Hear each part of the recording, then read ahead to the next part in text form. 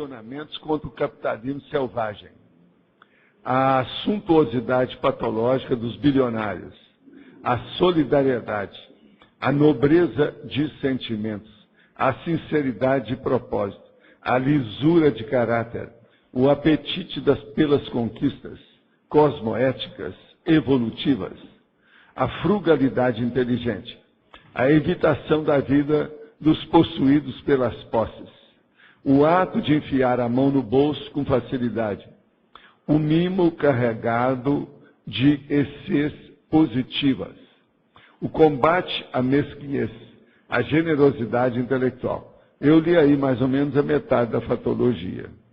Agora, tem aí uma série de logias e nós concluímos aqui. A condição superior da consciência large é o destino inafastável de todas as consciências lúcidas no caminho da evolução, a ser alcançada a mais breve possível em favor da humanidade.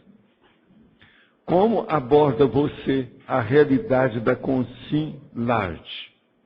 Você já vive esta evoluída condição existencial teática?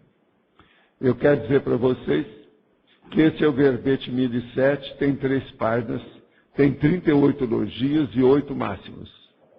A Rosa, se quiser, pode trabalhar no detalhismo, que falta 1, tem 19.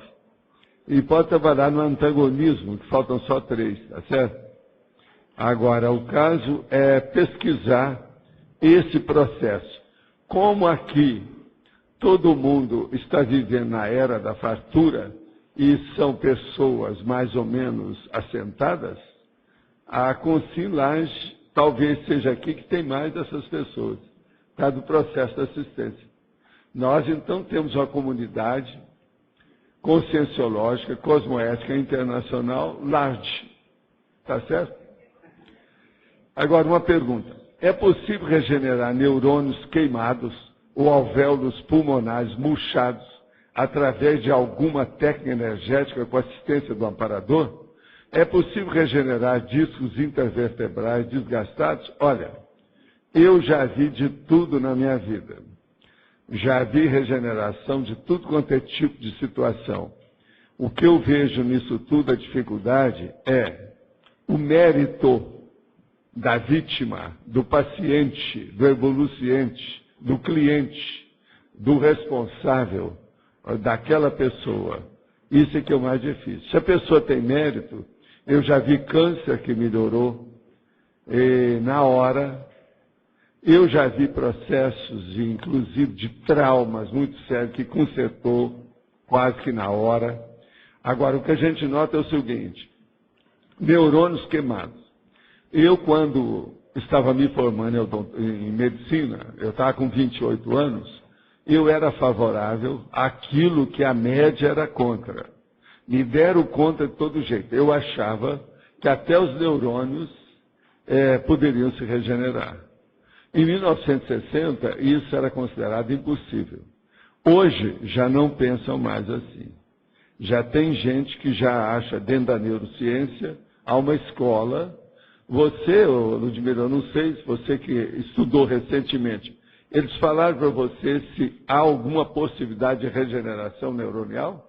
Vocês hoje admitem isso, né? Pois é, a medicina hoje, então, já admite isso. Agora, eu era favorável devido ao meu processo de estudo do macrosom. Agora, alvéolos pulmonares, isso aí é das mais difíceis. Talvez seja mais difícil do que o processo neuronial. Mas também é possível. Agora, para isso, precisa de exercícios físicos e outras coisas mais na pessoa. Eu, por exemplo, eu tenho meus alvéolos pulmonares com 76 anos, muito sensíveis. Eu não era assim.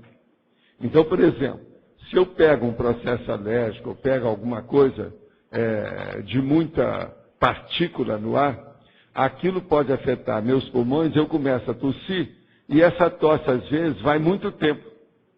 Só pela tosse. E eu não era assim. Agora, isso mostra que os alvéolos estão cansados. Agora, vocês têm que lembrar o seguinte: alvéolo está funcionando sem parar. Desde que você nasceu, é igual ao coração. Aquilo chupa, solta, chupa, solta. Isso não é fácil, alvéolo pulmonar. Pense bem nessa situação. Agora, discos intervertebrais desgastados. A minha hipótese é uma só. Isso é que eu já falava em 60. Se a parte do sistema nervoso central mais nobre, que é constituída pelos neurônios, que são os mais avançados que tem, se esses elementos mais nobres, mais elevados, mais evoluídos, mais avançados, que são os neurônios, se eles são regeneráveis, todas as outras células neurológicas secundárias do sistema nervoso periférico e outras coisas mais, devem ser regeneráveis. Sendo assim, a coluna também é. Isso já era a minha hipótese há 50 anos, tá certo? De modo que é uma coisa para a pessoa estudar e vamos ver o que vai acontecer. Outra pergunta. Na tertúlia sobre banco de esperma, o senhor informou os problemas que podem ocorrer para os homens no caso da cirurgia. Sou monogâmico e tenho 2 filhos, um casal. Analisando diversos aspectos existenciais, concluímos, eu e minha esposa, que há mais alguém esperando para ressomar conosco. Programamos que eu operaria logo após o nascimento do próximo e último filho, exatamente para evitar que ela sofresse os problemas relativos à cirurgia feminina e para evitar que ela fique dependendo do uso contínuo de anticoncepcionais. Ela tem apenas 31 anos. Gostaria de saber sua opinião. Dos métodos, qual o menos ruim? A nossa preferência é por um método para o homem da casa. Olha, eu sou contra isso. A deferentectomia ou a vasectomia, eu sou contra. Isso é mutilação. É preferível usar anticoncepcionais, alguma coisa nesse sentido, desde que não corte, que não mutile o corpo humano. O corpo humano, dentro da biologia humana, não permite nenhum tipo de mutilação. A biologia gosta que se siga as determinações dos seus princípios o tempo todo. Toda vez que a gente vai contra a biologia humana, quem vai levar na cabeça somos nós. Agora, ó, eu quero hoje falar para vocês, de uma maneira definitiva, que eu já toquei nesse assunto aqui, que é esse livro aqui, ó. Esse livro é do professor Eduardo Augusto Tomanic. Ele escreveu O Olhar no Espelho, Conversas sobre a Pesquisa em Ciências Sociais. Esse livro foi publicado em 94, eu não sei se tem outras edições. É da editora da Universidade Estadual de Maringá. Ele foi professor ali do Roberto Leibniz. Agora, o que se passa? Ele é uma pessoa que entende do assunto. Em matéria de metodologia, do ponto de vista prático, popular, é o melhor livro que eu já li no Brasil, a meu ver.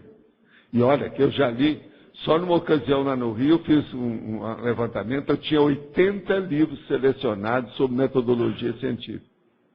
Esse aqui, o que é que se passa? Por que eu acho que ele é bom? Porque ele é um divulgador da ciência. Ele traduz a coisa para todo mundo entender. É aquilo que eu chamo de autor prático.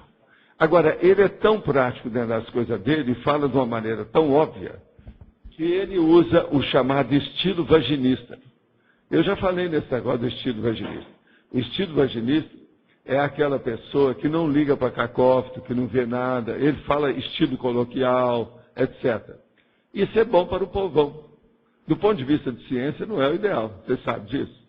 Mas ele, como divulgador da ciência, nesse livro dele de 240 páginas aqui, ele usa essas coisas todas. Quem quiser anotar o estilo vaginista dele, é só anotar as páginas. Tem aí. Página 10, 24, 34, 39, 53, 55, 62, 129, 133, 134. Isso é para contar. Tudo isso ele usou a expressão via de regra. Agora, para vocês verem... Agora, eu não estou falando outras coisas, não. Tem muito mais coisa nisso. Agora, o que se passa? Ele é bom. Em matéria, por exemplo, da abordagem dele ao problema do conhecimento, ele deu uma geral, ele estudou muito. Ele aponta todos esses autores mais conhecidos dentro da área, os clássicos mais, não, e os autores conhecidos populares do Brasil. Ele aponta todos eles. Ele leu aqueles 80 livros que eu li, possivelmente, alguma coisa nisso ele andou lendo. Agora, é um professor sério. Eu não sei como é que é a edição desse livro. Então, aquelas pessoas que estão estudando metodologia da ciência, vocês sabem que aqui nós temos Só de professor parece que tem 5 que são professores de metodologia aqui. Você mesmo é uma, a Nara é outra, o Everton, o chefe lá, aquele Farroupilha lá também. Quer dizer, é um monte de gente aqui que é. Que eu lembro, tinha uns 5 que são metodologistas aí. De modo que esse livro vale a pena. O nome é O Olhar no Espelho. Tomanique, com K no fim.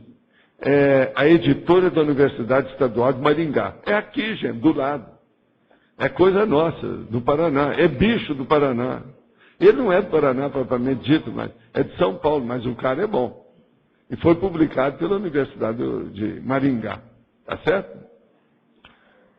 Com isso, eu fico mais tranquilo com a minha consciência, que eu andei lendo o livro do cara e ele é bom, sim. Agora, o processo de apresentação da ideia, a abordagem é mais fácil, a tradução que ele faz dos problemas, a paciência que ele tem de ir e voltar, que a maioria das pessoas não tem. Ele vai e volta, explica, expõe, torna a mostrar. Ele tem muita paciência dentro de tudo isso aí. O rapaz é bom. Agora, tem que lembrar, o estilo dele é popularesco, é de divulgação da ciência. É o que eu chamo, um estilo acessível, prático. Ele é um autor prático, objetivo, pragmático. Mas vale a pena ver. Agora, dentro desse processo do large, ele é um autor large. Por quê? Ele está dando a paciência dele dentro do processo da metodologia científica, traduzindo umas coisas para o povão. Isso é muito importante para nós, eu acho. Considero isso importante.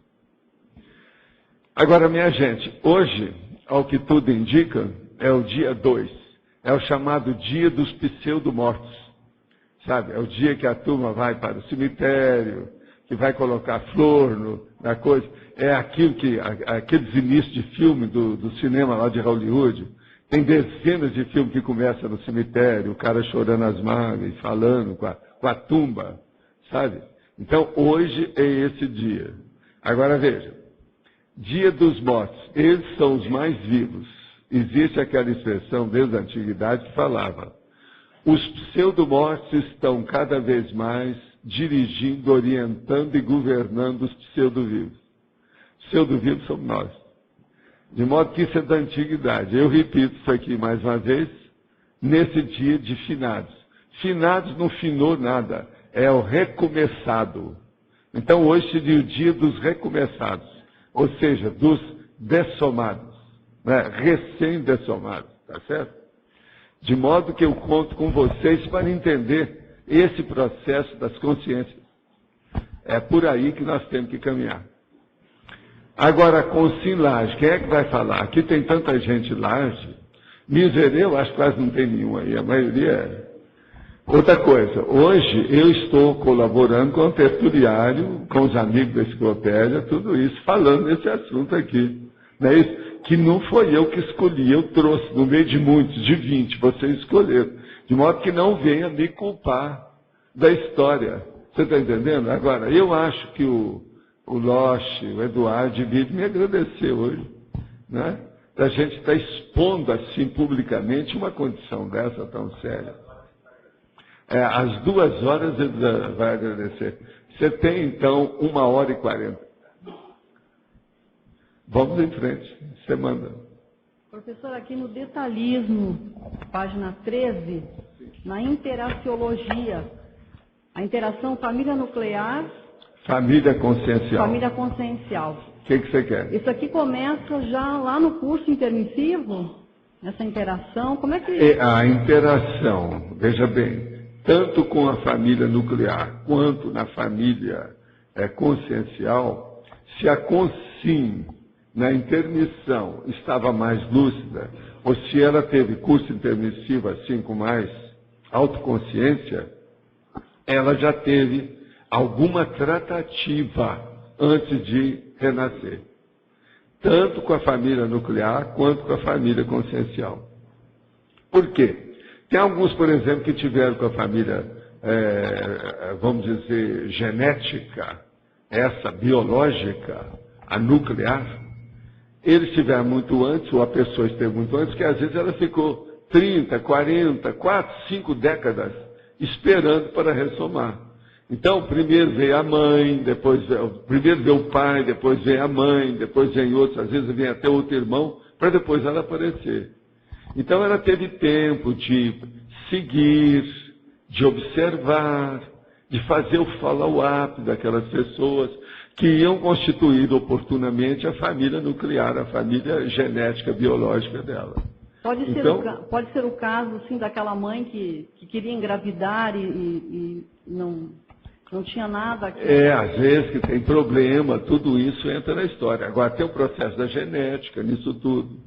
Tem o problema da consanguinidade, ou seja, é preciso ver se essa vida atual teve relação com a vida anterior.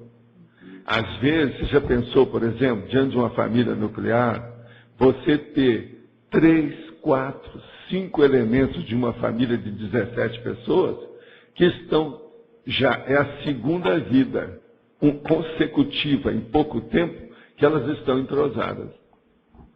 E isso é uma coisa que a maioria ainda não sabe nem estudar, nem pensa nessa história.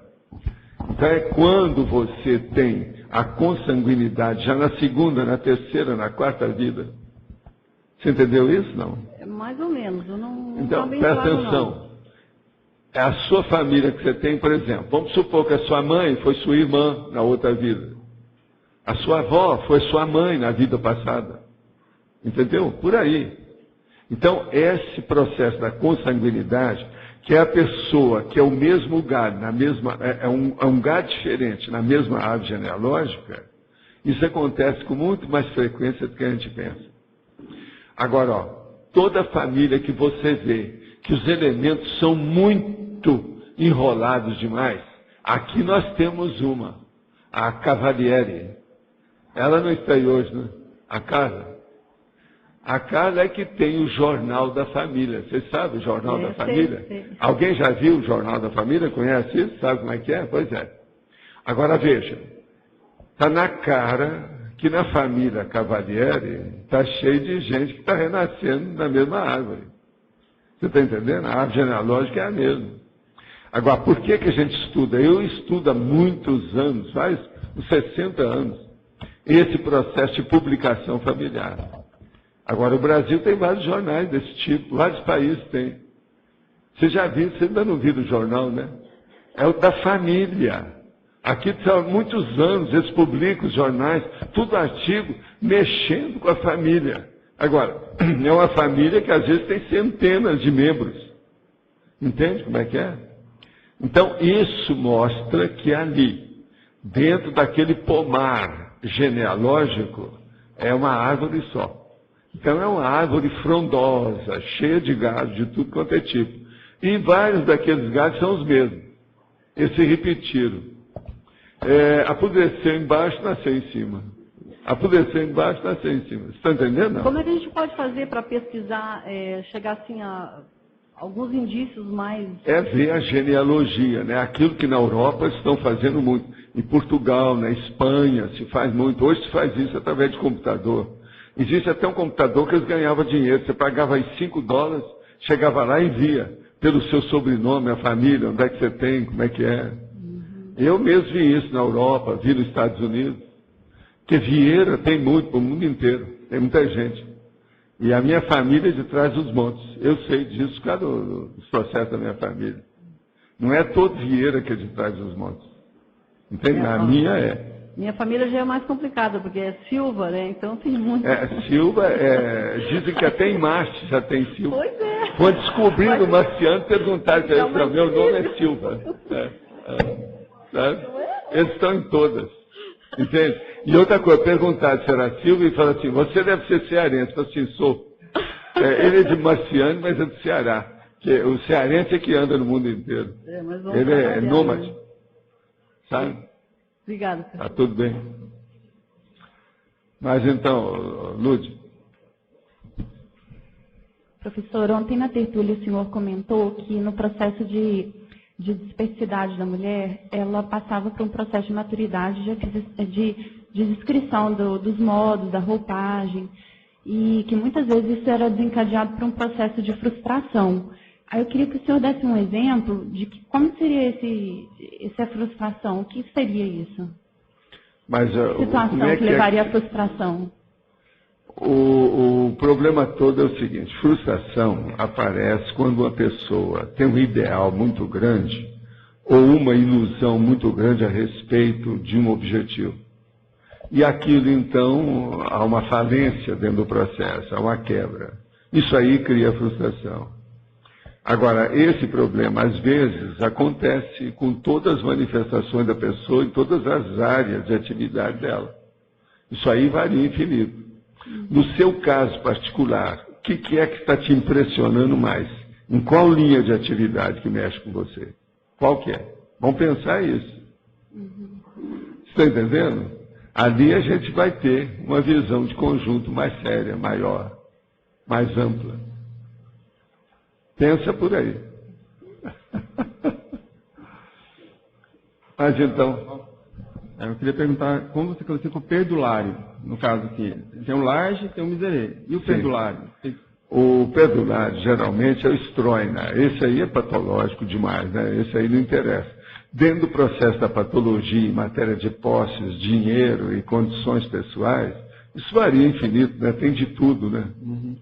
E agora, o problema nosso, para ver a coisa mais séria, em matéria do capitalismo, em matéria da economia, em matéria da disponibilidade pessoal, em matéria de organização, de trabalho, de interassistencialidade, a coisa mais séria ou é a pessoa aberta ou a pessoa fechada. O fechado é o miserê, o aberto é o large. O aberto é positivo. Não, eu estou falando é o positivo, e o fechado é o negativo. Agora, por exemplo, isso aí, tanto um quanto o outro, pode piorar. O miserê, por exemplo, quando ele é muito bravo, ele é o usurário. É a usura, é a avarícia. Tem gente que mata o outro por causa de uma coisa dessa. É o negócio lá do Balzac com o Cristo, o crucifixo, que a hora que vão mostrar o crucifixo para dar a última bênção no cara lá, ele fala ouro e morre. Quer dizer, era louco pelo processo de ouro. Então, por exemplo, vocês vão ver agora que nós estamos dourando o espremedor de cérebro aí, que chama tertuliário. Então, todo mundo que seja large ou seja miserê, é para ajudar todo mundo, porque está tudo dentro do ouro, já vai entrar dentro do monte de ouro. Tudo douradinho, né, pronto para aquilo. Agora, do ponto de vista também patológico do large, é a hora que tem o perdulário, mas quase sempre tem uma conotação muito séria nisso de outras comorbidades, outras alterações na pessoa. Então é uma pessoa desorganizada, é uma pessoa que não tem noção de economia. Então isso aí muda tudo, ela já é outra condição, é um processo patológico mais sério ainda. Ele não entraria na antonimologia aqui, então? Hein? O perdularismo não entra na antonimologia? Não é bem isso, né? Não é bem assim. Mas agora, é um estudo dentro do processo da economia. Eu já falei muito em outros verbetes sobre perdularismo. Coisa séria. Outra coisa que eu queria perguntar é que na detalhismo, na interaciologia. Sim. A interação saldo da FEP, saldo da conta bancária. Como que é essa relação? A primeira coisa é o seguinte, por exemplo, uma pessoa que tem um bom saldo na ficha evolutiva pessoal, ela é uma pessoa que tem facilidade de pôr a mão no bolso. Então ela sabe usar o talão de cheque. Hoje não é mais talão de cheque, é mais a moeda de plástico, né, que a pessoa usa, cartão, essa coisa toda. Os americanos têm uma expressão, porque você sabe, lá é o capitalismo selvagem, eles são doidos com esse negócio de dinheiro. Então ele já vê logo como é que é a pessoa. Tem a pessoa que tem facilidade de enfiar a mão no bolso, e tem a outra que tem dificuldade. Por aí ela já se classifica uma pessoa, já sabe como é que é. Tem pessoas, por exemplo, no Brasil, figuras públicas de alto nível, muito inteligentes, com muitos cursos, tudo isso, pessoas até eruditas, que são miserê. Todo mundo sabe disso. Que na hora que vai no lugar para pagar, que é uma dificuldade para pagar as coisas. Tem até um ex-presidente, né, que é bem famoso. Um ex-presidente aí, vive falando nele. Mas agora, tem uma série deles assim. Agora, Isso não é bom. Uma pessoa miserê para dirigir os outros não é boa pessoa. É tanto que esse presidente aí vendeu, né? A siderúrgica brasileira com aqueles negócios todos. Quer dizer, o negócio não é dele. Ele, como o negócio não é dele, não é só miserê para ele, é só puxa a brasa para si. Os outros ele deixa. Interessa. Que vira a casa da sogra, a casa de Horácio, a anomia, a bagunça, não me interessa, não é meu. Então isso é um perigo. Em matéria de política, o ideal seria que as pessoas fossem mais large, para entender o problema do universalismo, né? Da assistencialidade. Eu achei que em relação assim, às outras vidas, né, da série X, como que isso influencia isso, uma pessoa nunca é miserê e nunca é large só nessa vida. Entra a gente aqui, nesse nível nosso de curso intermissivo. Se a pessoa é assim, porque aquilo vem de outras vidas. Agora, uma pessoa miserê aqui dentro é essa que precisa de cuidar mais de si. Que ela que está mais a perigo, ela que tem mais problemas, que ela vai bater de frente com um monte de condições nossas da conscienciologia. Doação, né? Vai ser difícil para ela se adaptar. Agora, o miserê, antes de tudo, é um processo egóico, acendrado, do egão e do umbigão da pessoa. Você está entendendo? Muito sério. Para se libertar disso, tem que esquecer. Tem que fazer aquilo que nós chamamos do egocídio. Matar o egão. Diminuir isso aí. Senão não vai não. Pensar no outro. Tá certo. Tá certo? Mas então... Professor, em relação à pesquisa científica, você poderia comentar sobre essa conduta large em termos de pesquisa? Porque a pesquisa, sim, ela tende a ser viciante, assim, uma cachaça, assim, você entra e tudo tende sempre a aumentar. Como é que você lida ou lidou nesse termo? Eu acho que uma das coisas sérias, de matéria, por exemplo, um temperamento que seja large, ele fica cada vez mais motivado para pesquisar, mas não só individualmente, mas de um ponto de vista cada vez mais amplo, com maior número de pessoas. Por quê? Devido à cosvisão. Ele quer ficar cada vez mais universalista, mais rico, mais farto. Farto que eu estou falando quer dizer com fartura, mais rico, mais enriquecido. Para isso, quanto mais gente ele trazer para a arena da pesquisa, melhor para todo mundo. Então, com isso, ele é um abridor de portas. Ele tem um abertismo consciencial. Ele derruba as fronteiras. Ele faz, portanto, um abertismo generalizado dos esforços. Isso é muito importante. Está claro isso aí? Mais ou menos. Só mais uma coisa. A questão tanto na masculinologia como feminologia, ficou bem enriquecido aqui. Então, em termos de exemplos, isso diz mais respeito ao efeito do tema em si em relação a, vamos dizer, a condição intrafísica mesmo, ou que aspecto que você quer? Não, aqui o que eu falo é o seguinte, uma das coisas mais fáceis que tem para estudar na vida humana é justamente o problema do miserê. Quer dizer, isso é é o que tem mais. etologia. Todo mundo sabe o que é uma pessoa avarenta. Na minha terra, uma das personalidades mais populares que havia lá era o homem mais rico que tinha, porque ele era avarento. É aquilo que eu falo até hoje, porque hoje ele está bem, eu já encontrei com ele fora do corpo, que ele gostava de mim.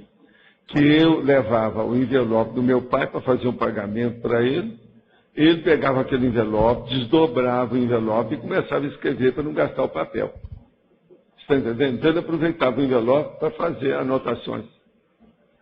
Agora, naquela época, vocês sabem que papel realmente tinha mais valor do que hoje. É uma época que não havia plástico, não havia nada disso. Mas veja, aquilo já chamava a atenção de todo mundo que o homem era terrivelmente avarento. Agora, ele tinha centenas de imóveis. Você tem uma ideia? Numa cidade que tinha 5 mil habitantes. Você está entendendo? Então, o processo da avarícia ou da avareza é uma coisa terrível. A gente tem que estudar muito isso. É agora, é problema totalmente auto-assediado. É de auto-assédio. Então, o traço do temperamento que mais caracteriza aí, o que você considera? O traço que caracteriza mais é o egão. É uma pessoa egóica ao extremo. Ela tem um bigão maior que o cosmos. O problema tudo vem a nós. Agora, às vezes o que aconteceu com isso é que há milhares de anos, ou centenas de anos aí para trás, há muitos séculos, aquela pessoa, o que aconteceu? Ela deve ter tido uma frustração muito grande, aquilo foi aumentando, e ela começou a se defender exageradamente o problema da sobrevivência. E por aí é que vem. Esse talvez seja o fator principal desencadeante, né? A etiologia básica da patologia. Tá certo? Então, Dom Arlindo. Professor, aqui na masculinologia eu vejo o Jean Paul Goethe. Agora, eu tive um caso pessoal comigo, na época quando eu trabalhava numa empresa, eu ia muito a Brasília. E um industrial, não é desses famosos, mas sabia que ele era rico, aí eu tive que pagar o táxi. Na verdade, quem pagou foi a empresa. Mas agora eu vi esse Jean Paul Goethe aqui, que ele não pagava táxi, esse era bilionário. Esse aqui todo mundo sabe disso. Como é que é? Ele instalou na casa de Londres o telefone pago para os hóspedes e nunca saía primeiro das reuniões para não ter que pagar o táxi. Todo mundo sabe disso, isso ficou sério na biografia dele. Então, comigo aconteceu. Agora, o que a gente vê muito com esses bilionários, a maioria é miserê. Você tem exemplos de Laje, por exemplo, desses grandes milionários? Laje tem muito. Tem um, por exemplo, que é o Jinxpil, que era um judeu de Hollywood. Ele ajudou todo mundo, ele ajudava o país. Havia uma inundação, ele mandava milhões de dólares para lá para ajudar aquele povo. Era sempre assim. Esse aí, por exemplo, eu não vi pessoalmente, mas eu tive reflexo da vida dele depois que ele deixou com herdeiros. E esse povo me ajudou. Tudo foi devido a esse Jinxpil. O homem era fora de série. Era um judeu. Quer dizer, um judeu large, presta atenção. Não era um judeu daquele de colocar moeda de ouro debaixo da língua do cadáver quando ele ia enterrar. Mas ele não era perdulário, ele era large. Ele era large. Mas como que se manifestava isso? Ele ajudava muita gente? Pois é, ele ajudava todo mundo, ele ajudava o país. O homem era assim. Assim tem um monte deles, tem vários desse tipo. Agora, tem alguns que não têm essa intenção. É mais um problema de imposto de renda, né? Por exemplo, eles acham, tem gente que acha que o Bill Gates não é assim, não. Ele tem uma das maiores fundações para ajudar os outros, mas veja, aquilo em parte é devido ao processo de imposto de renda. Agora, esse Buffett, Warren Buffett, esse parece que é mais largo, segundo o que eles falam. Eu não sei porque eu não conheço nenhum dos dois. Eu não vi. Agora, o Bill Gates, você falou, eu ia até perguntar, o que se manifesta? Que ele não é... Não, ele é muito monopolizador das coisas e agia com uma certa, vamos dizer, violência em matéria de dumping e outras coisas mais dentro do comércio e da indústria. E isso tem um monte de país que foi contra ele, fizeram processo contra ele, então tem culpa no cartório, sim, alguma coisa tem. Se ele fosse uma pessoa boa, não teria tanta gente contra ele, nenhum país contra ele assim. É muito esquisito. Agora, ele é monopolizador. Ele agora parece estar aposentado. Já teve gente que suspirou quando ele aposentou. Foi um suspiro. Mas será que o interesse dele é só imposto de renda? Ele não tem interesse de, sei lá... Não, imposto de renda é um deles. Mas o problema não é esse. É as coisas que a pessoa tem, aquilo que ela faz.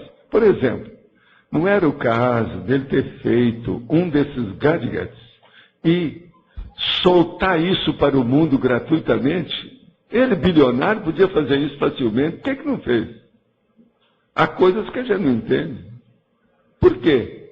O cara, se ele tem 50 bilhões, ele não pode pegar 5 bilhões desse e distribuir para todo mundo. O que é? Ele não vai conseguir comprar aquilo em arroz para ele comer para o resto da vida? Isso é bobagem. Ele vai ter que deixar tudo aqui. Então, as pessoas mais ignorantes que eu acho são os bilionários fechados. E eu sei que eu encontrei com alguns deles nos Estados Unidos, principalmente em New York e depois na Califórnia. Mas será que esses larges, no meio deles, é exceção? No meio deles é exceção, eu acho. Senão eles não estariam no capitalismo selvagem. Por exemplo, como é que é uma situação dessa? Tem cara que entra, tem cara que não consegue segurar a sua extroversão. Esse Soros, por exemplo, a gente não sabe como é que ele é. Mas ele, pelo menos, fala com o público, expõe as coisas dele. Agora, gente, pense bem uma pessoa bilionária. Ele tem $1 bilhão. Quem é aqui que precisa de $1 bilhão? Ninguém. Isso é bobagem. Nós não precisamos de $1 bilhão para viver. Então, se uma pessoa ela tem $1 bilhão, ela precisa arranjar mais, ela é miserê. Está na cara. Então, os maiores miserês que existem são os bilionários. Isso é próprio do capitalismo selvagem, é lógico. É lógico. É típico. Totalmente. É próprio mesmo. Você tem razão. Obrigado. Tá. Mas então. Na página 13... Olha, eu queria falar para vocês, esse cara aqui, ó, ele é Laje, tá certo? Eu quero dizer para vocês que eu conheço as coisas dele. Esse é Laje. Mesmo ele não querendo, se ele falar que não, ele está mentindo. Que ele é.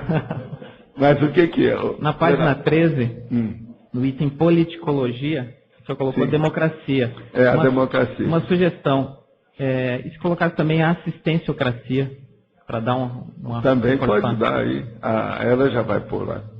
Tá. Tem mais uma, na legislogia. Sim. Colocar também a lei do maior esforço. Pode ser colocado. É que eu coloco em tantos que eu estou evitando, para não sair em todos. Porque senão, daqui a pouco, todos eles eu vou pôr um ou outro. Tá. Mas põe lá, em homenagem a isso. Sabe por quê? Ele é Laje, né? Tá bom. A gente tem que seguir o que ele fala. Tá. Agora uma pergunta. Na questão do pensamento, qual que é a influência que o perfil da pessoa Laje, o miserê, é um perfil de temperamento, a certo ponto. Agora, como é que influencia isso do ponto de vista do pensamento da pessoa? Que a pessoa mais Laje, ela é mais doadora. Mais Laje, ela pensa no processo evolutivo, ela tem uma noção mais da inteligência evolutiva, né? Por isso que ela é Laje. E outra coisa, ela quase sempre ela tem mais confiança no futuro imediato. Ela sabe que ela não vai morrer. Essa é uma das características do processo do Laje. Tá. E agora, por exemplo, dentro da história, teve assim várias personalidades, até o senhor colocou a questão dos mecenas, né? O mecenas seria um exemplo, um protótipo de Laje, ou está mecenas miserê? Não, isso é um processo histórico, mas a gente não sabe, né? Porque ali havia muita influência artística, cultural, política, o processo de governo, tem um monte de coisa. As pessoas criam essa onda, ou cria aquela imagem, fez fama, deita na cama, né? Então isso é preciso dar um desconto, de acordo com o processo histórico da época, o que é que influenciou aquilo ali. Essas coisas são problemáticas, a gente tem que examinar mais. Não pode ir no bico assim, que seja, e assinar embaixo que tudo está certinho. Historicamente falando, a gente tem que examinar mais. Tá. E tem mais uma questão, ligando a esse próprio temperamento Laje, miserê e o parapsiquismo. Por exemplo, o indivíduo miserê, ele é natural. Se ele é fechado para o intrafísico, quanto mais para o extrafísico, né? Queria que o senhor comentasse alguma coisa. O problema todo é o seguinte, a tendência da pessoa Laje é ampliar o parapsiquismo mais rápido. Isso é uma regra. E ela vai se tornar cada vez mais assistencial. Agora, existe um mataburro aí. Quando a pessoa começa a ser assim, ela às vezes começa a se cuidar demais e a se dedicar excessivamente a Tacom. Ela então entra para a religião ou entra numa coisa dessa e ela fica presa àquele processo superficial de consolar os outros. Isso às vezes é falta de cabeça. E eu sei porque eu vi milhares de pessoas assim no movimento espírita e a maioria eu fracassei em expor essa condição. Agora, são pessoas todas Laje, entende? Mas que não tinha ainda uma profundidade na abordagem. A abordagem era ainda muito caloura, entende? Noviça, jejuna, estava só começando. Podia aprofundar aquilo mais. Então, a hora que eu falo para vocês, por exemplo, o ideal, eu falava isso no movimento espírita, vamos ajudar as pessoas do ponto de vista do esclarecimento, de informar a pessoa como é a evolução dela. Isso é mais importante do que ceder apenas arroz com feijão a vida inteira para ela. Isso está errado. Mostra a ela como é que pesca, mas não dê o peixe todo dia, porque senão está tudo errado. Isso é tacum. Então o problema todo é a gente informar, ampliar, pelo menos através da informação, as possibilidades da pessoa crescer por si. O problema todo é a pessoa crescer pela própria vontade, a própria disposição, a própria motivação. Ela desejou, ela decidiu, ela determinou. Isso é que é a coisa mais séria. Agora, sem a gente fazer a cabeça de ninguém. Agora, por exemplo, uma pessoa que era laje, sempre foi o Chico Xavier. Todo mundo que eu trabalhei mais direto era laje. Você está entendendo? A maioria do povo que eu trabalhei na minha vida ajudava muito as pessoas. O Mário Palmero era um cara laje, uma opção de coisa. A dona Erna Versdorf Bellion, que eu trabalhei também muita coisa com ela também era laje. O doutor, por exemplo, Bellion, ele também era laje. E assim é um monte de gente com quem eu trabalhei. Todos eles eram laje. Por quê? Quando a pessoa é miserê, não me aguentava, por causa do meu processo de fazer assistência desde pequeno. O meu pai, por exemplo, me ensinou o processo. Ele era laje. A minha mãe era laje. Você está entendendo como é que é? Então é uma coisa muito séria. Eu tive um verdadeiro colégio, uma verdadeira escola dentro da minha própria família e no modo que eu vivi, que a minha formação cultural, o estudo que eu fiz, sabe? A educação formal minha foi toda baseada nisso. Eu me lembro quando eu cheguei em Uberaba, que ia começar o colégio do Triângulo Mineiro com internato, havia um camarada que eles achavam que ele era comunista. Ele, então, o que ele fez? Ele pagou o primeiro ano de ginásio para 80 alunos, pagou na bucha. Eu sei porque eu estava lá dentro, eu vi esse negócio acontecer. Esse homem ajudou 80 alunos, ele deu uma bolsa para aquele povo no ginásio. Isso em 1945. Ele era uma pessoa que tinha algum dinheiro. Mas, por exemplo, aquilo foi espontâneo. Então eles falaram assim, não, ele é rico, mas ele é comunista. Isso aí foi uma demonstração que eu vi daquilo na minha frente. Você está entendendo? E era um monte de gente que não tinha realmente dinheiro para entrar no colégio, não dava. O colégio era novo, uma coisa nova, o mais avançado lá do interior. E ele pagava 80 alunos. Gente, praticamente tinha sala lá, que às vezes constituía com 30 alunos, que era tudo dele. Tudo foi ele que tinha pago. Eu sei disso porque no outro ano eu comecei a trabalhar, fui ver o histórico dos alunos, das fichas que tinha de cada um, a gente via, que era o fulano que estava pagando. Toda hora aparecia o nome. Eu falei assim, bora, esse cara tem filho demais. Você entendeu? Era mais de 80 alunos. Parece que na ocasião eram 82 alunos que ele pagou, em 1945. Agora, aquilo eu olhava, eu admirava. Para mim, esses eram os meus ídolos. Esse cara, por exemplo, eu me interessei para estudar a vida dele, como é que ele era. Entende? Tudo como é que era. É a vida do laje. Para mim, eu considerava essas pessoas muito importantes, porque elas são as locomotivas, né, da evolução na vida humana. É o caminho. Tem mais uma pergunta. A gente dá aqui na CCC, eu, Jarbas, a Patrícia, a gente dá curso sobre reeducação financeira, né? E muitas vezes as pessoas vêm perguntar para a gente essa questão do laje miserê e como é que ela pode desenvolver isso nela, né? Que dica que o senhor daria assim, para a gente passar para essas pessoas? Eu acho que a primeira coisa é a pessoa não pensar em dinheiro o tempo todo. O miserê, geralmente, ele pensa em dinheiro mais tempo do que o laje. É pensar menos e ter confiança no que vai fazer. E arranjar um jeito de sobreviver para arranjar um pé de meia logo e não pensar mais em dinheiro. Vê se vocês explicam para essas pessoas o que é o pé de meia. Para ela ficar livre do processo do cifrão. O miserê é um escravo do cifrão. O laje é uma pessoa que domina o cifrão. Essa que é a diferença básica. O que a gente tem que mostrar é isso, na prática, na vivência. Um exemplo. Esse é o caminho. E dentro desse contexto aí, extrapolando para as ICs, que as pessoas, às vezes, elas têm essa dificuldade na relação com o dinheiro na sua vida pessoal. Amanhã, depois, elas estão numa função de comando dentro de uma IC. Elas vão, às vezes, muitas vezes, transpor isso para a IC. E vão criar problema. E outra coisa, quase sempre ela, dentro do processo de administração de uma instituição, ela vai paralisar tudo. Lá em Minas Gerais havia um governador que entrou, que era super honesto. Mas, em compensação, o Estado parou quando ele entrou. Não havia mais roubo, não havia mais crime, não havia mais nada, mas também não havia nenhum desenvolvimento de programa, ou planejamento disso ou daquilo. Parou tudo. O Estado ficou santo, pronto para morrer. Então, isso não adianta. Entendeu? Isso aconteceu em Minas Gerais. A gente seguiu isso na ocasião. Eu achei muito interessante examinar a personalidade do cara.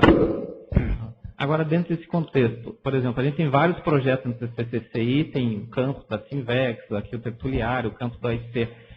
Tudo isso, a gente vê dentro das reuniões aí ligado ao aspecto financeiro, que as pessoas colocam que, vamos dizer assim, tem muito projeto e não tem fonte de receita que cubra tudo isso. Sempre tem. Cedo ou tarde vai aparecer. Isso é bobagem. Se a gente fosse pensar assim, nós estamos perdidos. Outra coisa, quanta gente de fora que não participa das coisas aqui. Quando fizer isso, você fala para a pessoa, você não vê todas as pessoas que colaboram conosco. Você não conhece todos os voluntários. Pensa nisso. E outra coisa, quando se faz algum projeto, sempre tem uma assistência extrafísica. Vamos lembrar disso. E a assistência extrafísica de amparador é só laje.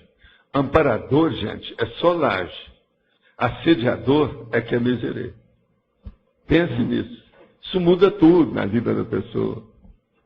Agora, o problema nosso, Everaldo, é libertar as pessoas dos cifrões. Nós temos que caminhar para o Estado Mundial. O Estado Mundial vai chegar a um ponto que não vai ter mais moeda. Então, o negócio de mais-valia, o problema do escambo, isso tudo vai mudar. Vão ter outras coisas por aí para ser feito. O que é engraçado é o seguinte, a minha infância, por exemplo, na minha terra não havia dinheiro. Era tudo na base de troca. Então já havia um comunismo lá bem óbvio, um socialismo bem avançado na história. Então quando a miséria é geral, todo mundo se une. Todo mundo assiste uns aos outros. Então por isso é que tem o problema da vicissitude, do percalço, da infelicidade, dos acidentes, da doença. Infelizmente, a vida é uma escola, né? E ela usa esses recursos um pouquinho brabos, às vezes, né? É a vida. Ok, obrigado. Mas então... Seu Valdo, eu quero entender como é que a pessoa pode trabalhar essa condição do laje sem cair no mata-burro da megalomania. Não, isso aí é só ela ver o excesso. Todo excesso prejudica. Seja no mal, seja no bem, seja no mais ou menos, seja no equilíbrio, no desequilíbrio, na doença, na saúde. Todo excesso, se não tiver cuidado, ele prejudica. Agora, nós vivemos uma época de fartura. Então tem excesso de tudo quanto é jeito, tudo quanto é lado. O que a pessoa tem que ponderar é isso.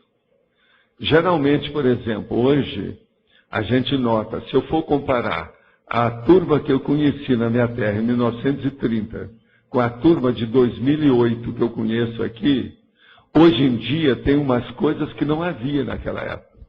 Uma das coisas que não havia, colecionadores. Hoje em dia todo mundo é colecionador de alguma coisa. Lá em 1930 não havia colecionador de nada. A gente colecionava arame, fiapo de alguma coisa, pedaço de corda, pauzinho, toquinho, está entendendo? Hoje não. Se nós formos levantar aqui, ó, e perguntar, por exemplo, entre as nossas amigas, quem é que tem 15 pares de sapatos? É bem possível que a gente ache vários. Eu não estou perguntando para ninguém não, tá?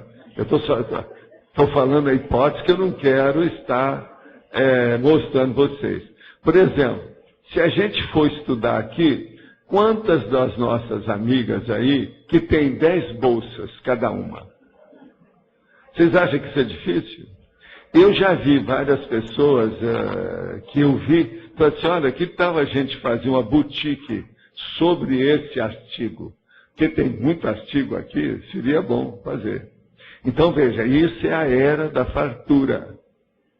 Agora, essas pessoas, então, elas estão superando a condição de miserê para se tornar laje através do colecionismo. Você entendeu como é que é? O colecionismo, ele tem uma parte negativa e tem uma parte positiva, depende do tipo, qual é a natureza, qual a qualidade. Você qualifica aquele colecionismo de que modo? Qual o nível dele? Você entendeu a diferença? Entendi. Uhum. É por aí. Isso tem lógica para você? Faz sentido? Sim, pois é. Obrigada.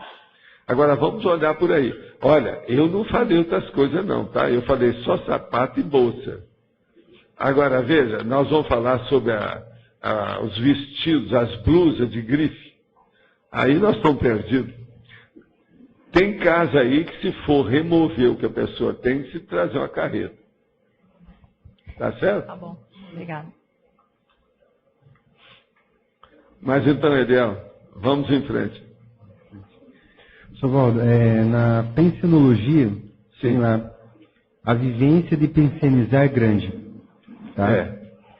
E aí eu tenho uma pergunta dentro do contexto da pensionidade, que seria a seguinte: qual seria a rotina útil mais eficaz na mudança do padrão pensênico pessoal de uma consciência? A maior coisa é o seguinte, a pessoa vê o que é o trafar básico dela, o mega trafar. E ela combater, atacar esse mega trafar com o mega trafor que ela tem. Mas tem que especificar o que é. Seja qual for a área, a condição, o objetivo, o interesse. Tem que ver, né? O que é? Naquela pessoa, o megafoco é esse. O busilis é esse. O nogord é esse. O weakest point, quer dizer, o ponto mais frágil da pessoa é esse. É isso que a gente tem que ver. Porque, assim, tem que localizar isso aí. Dentro do contexto do miserê para o laje, é uma conduta pensênica de mudar isso. Porque isso foi construído ao longo de várias... Mas agora, às vezes, é um problema, por exemplo, da criação, na infância, é um processo da família, é um problema, por exemplo, de perseguição, de pressão, de opressão dentro do processo familiar. É um problema, por exemplo, que a pessoa às vezes frustrou porque o pai dava mais dinheiro para aquele filho e não dava nada para a filha, entendeu? Ele não sabia distribuir bem as mesadas. Aquilo tudo começa a instigar o nível do processo miserê dentro da personalidade. E a pessoa depois quer descontar aquilo. A vida está cheio desse termo, descontar. O que é descontar? Descontar até um certo ponto é um tipo de represália, é um tipo de compensação, é um tipo de contrabalanço. Então, por exemplo, aquela miséria que a pessoa passou na infância, depois ela quer fazer um pé de meia, então ela quer gastar a rodo, à vontade, para descontar aquilo que ela não pôde. Aquele rapaz, por exemplo, que teve uma opressão muito grande da família dele, e que não podia ter uma liberdade mesmo, até afetiva, com nada, a hora que ele se liberta da família, ele fica um Dom Juan. Você está entendendo? Aquilo é o desconto. Ele quer reivindicar aquilo que ele perdeu. Tem aquela outra pessoa que passou uma vida toda difícil. Chega num ponto, ele recebe uma herança lá pelos 50 anos. Aí ele vira aquela criancinha. Eu já vi mulheres que começaram a vestir roupa de menina de 15, sendo que ela tinha 52. Você está entendendo como é que é? Então, isso tudo é aquela ânsia de repor aquilo que a pessoa acha que perdeu. A vida humana, a gente não pode caracterizá-la através de coisa que você tem que tirar vantagem, assim, do ponto de vista humano apenas. Isso é bobagem.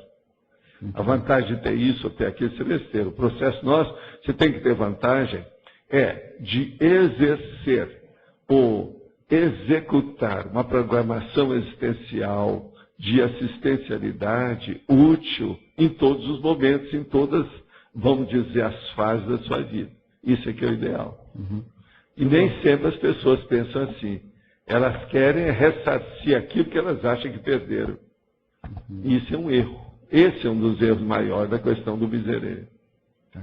Por exemplo, você entende? Entendi. Agora, colocando como hipótese, a pessoa pode ter uma família, ou seja, geneticamente ter um processo de miserê que vem do pai, e parageneticamente ter um processo laje e ter uma mistura dessas duas coisas? Pode. Não, o que acontece demais. E outra coisa, quase sempre essa pessoa da nova geração quer deixar aquela família que é totalmente fossilizada dentro de recursos feudalistas, medievalescos ou arcaicos que já estão superados. Isso tudo tem, de todo lado. Isso é comum. Tá? Mas então, Álvares. Boa tarde, professor. Tá. Professor, isso que você estava falando aí tem relação com a interaciologia aqui na página 13? Sim. Que é a interação família nuclear, família consciencial? Sim, eu já falei nisso. Engraçado, é a terceira pessoa que vem falar em interaciologia. A interação hoje está em todas, hein? Eu cheguei atrasado hoje também. Não, você é retardatário que chama. Não é atrasado, não é retardatário. Você até que é bem adiantado, mas está retardado. Acontece isso. Professor, aqui na fatuística, na 7ª linha, aqui na página 12. Sim. Eu queria entender um pouco melhor aqui esses recebimentos copiosos da consciência intermissivista. Os recebimentos copiosos, né? Por exemplo, copiosos quer dizer em grande volume, avantajadamente, uma coisa imensa que a pessoa recebe. Você não acha que a maioria nossa aqui da CCI são elementos que recebem muito? Só o processo da inteligência evolutiva, com todas essas ideias que tem para reformular, é muita coisa que nós recebemos. Outra coisa, hoje nós já temos recursos para a pessoa superar todas as suas inconveniências, os seus tafares, já tem técnica para isso tudo. Tem a OIC que ajuda os outros, tem a conscienciometria, Consyncobaia, tem o processo aí às vezes de uma cariação, um interrogatório para melhorar, o AVA. Enfim, existem todas essas condições mais avançadas do processo. Aí o senhor está falando do ponto de vista intrafísico mesmo, né? E Não, aqui o intrafísico é que interessa, porque o extrafísico já está dentro da pessoa. E ela dessomando é outra coisa. Hoje, quando a maioria aqui dessomar, todo mundo vai recuperar muitos cons. Então a pessoa vai ter uma lucidez que ela nunca teve intermissão nenhuma. Isso aí vai mudar tudo. Quantas aí de vocês que vão ter uma intermissão mais dilatada com lucidez? Coisa que nunca tinha acontecido antes. Isso tudo é para o próximo século. Esse século e o próximo século, né? Porque muitos de vocês vão viver muito. Que a tendência é viver demais. Para uma pessoa que não tem medo de fazer exames complementares, ela vive mais. Todo mundo aqui que não gosta de médico ou que evita fazer exame complementar, exames clínicos, operatórios, cirúrgicos, etc. Essas pessoas vão morrer mais cedo. Todos aqueles que são mais predispostos a fazer exame, então você faz exame pelo menos aí de 6 em 6 meses ou de ano em ano, você faz um check-up para valer, essas vão viver muito. Essas que fazem. Por quê? Qualquer coisa que aparecer, ela já vai ver logo que apareceu, ela vai lá e combate aquilo. Hoje nós temos um arsenal para combater esses defeitos, esses distúrbios, esses transtornos muito forte. De modo que todo mundo vai viver mais tempo. Vocês se preparam, a maioria aqui, você já pensou? Você vive de 90, 100 anos, 110, como é que é? Vocês estão preparados para isso? Então, como é que está aí? Você está alérgico a essa história? Você arranjou um pé de meia para sustentar isso? Agora, se não, vocês vão dar uma do Jorginho Guinle. Quer dizer, um boboca, coitado. Ele era um bobo. Eu conheci o Jorginho, lá no Copacabana Paz. Ele era um boboca, era um cara só. Sabe? Ele era mais socioso. Uma das pessoas mais sociosas que eu encontrei na minha vida. Agora, o que se passa? Ele tinha milhões. Ele gastou tudo que achou que não ia chegar naquela idade que ele teve. E olha, com todas as farras dele, bebendo todas as cachaçinhas dele, ele chegou naquela idade. Agora pensa bem vocês, cuidando do seu corpo do jeito que vocês cuidam, vocês vão longe.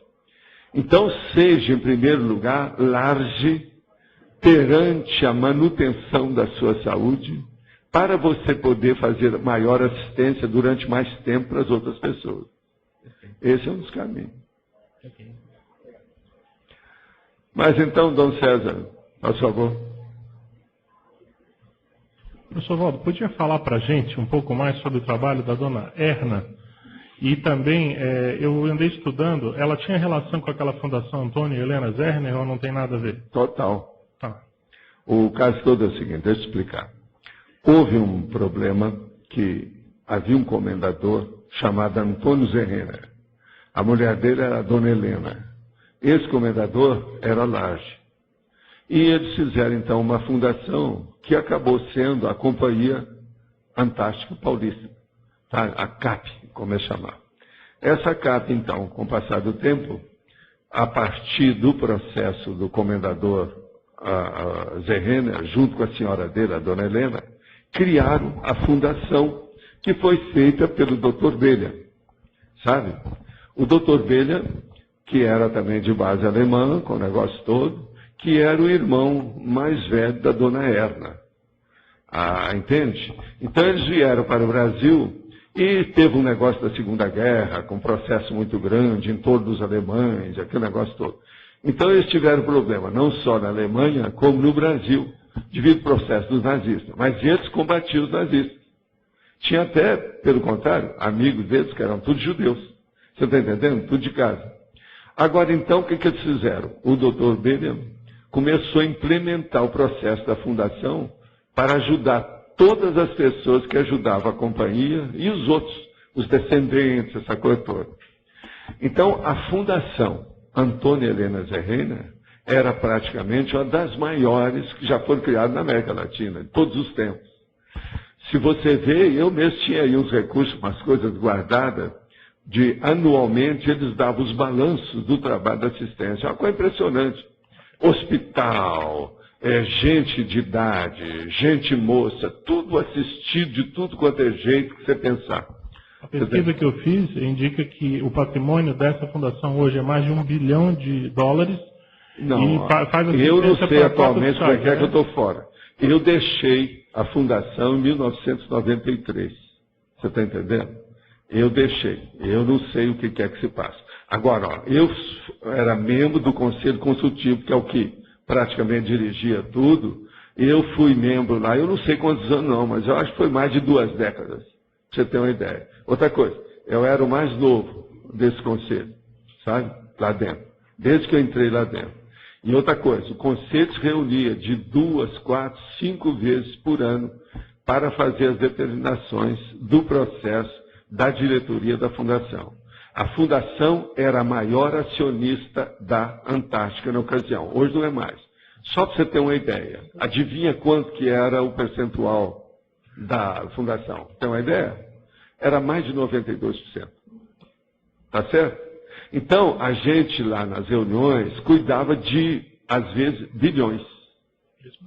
Só de movimentar a situação. Era isso que havia lá. Agora, o que se passa? Eu cheguei até a dirigir esse conselho lá, porque aquilo era tudo pro forma. A gente era mais um processo de prestígio administrativo, político, empresarial, industrial. Você está entendendo? Quem participava daquilo.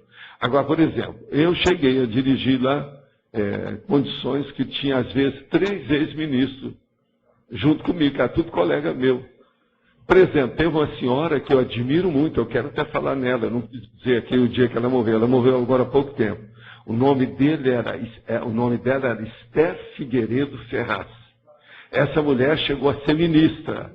E ela está ótima, que eu já encontrei com ela fora do corpo depois que ela dessomou. Ela dessomou faz pouco tempo agora. Eu encontrei com ela está bem. A Esther, a dona Esther, ela foi membro também do Conselho Consultivo. Agora, por exemplo, às vezes o intelectual do ano era membro do conselho, o ex-ministro lá, até eu não vou falar os nomes aqui. Por exemplo, tinha o Marechal fulano, Marechal, que é uma das coisas mais raras do Brasil, era meu colega. A gente ia na casa dele, a gente jantava junto e tal. Você está entendendo como é que é? Agora, eu era o mais novo, porque eu era de dentro do processo da família. Então eu vi aquelas coisas todas. Agora, nunca participei lá diretamente do processo da Antártica, mas eu entrei devido ao problema da fundação. Você está entendendo? Porque a fundação não interessa quem você vai ajudar. Se está ajudando, eu estou nessa. Se o negócio é positivo, vamos entrar nessa. Eu entrei lá por causa desse processo. Agora, na questão da fundação, do ponto de vista de extensão, vamos dizer, a grandeza do processo de assistência, foi uma das coisas maiores que eu já participei.